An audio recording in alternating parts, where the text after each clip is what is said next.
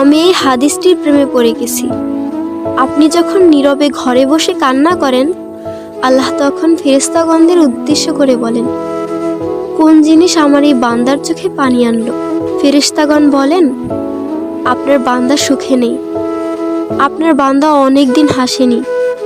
এই বলে ফেরেশতাগণ কান্না করতে থাকেন এবং আল্লাহকে বলেন, হে আমার রব, আপনি জানেন আপনার এই বান্দার হৃদয়ে কি রয়েছে, অতএব আপনি তার জন্য সবকিছু সহজ করে দিন।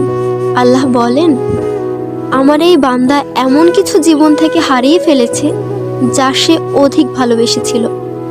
অতএব আল্লাহ বলেন, আমি শপথ করছি, আমার বান্দা তার জীবন থেকে যা হারিয়েছে এর চেয়ে উত্তম জিনিস তাকে এনে দেব, যা দেখে দুনিয়া ও আখিরাতের সবাই বিস্মিত হবে। আলহামদুলিল্লাহ।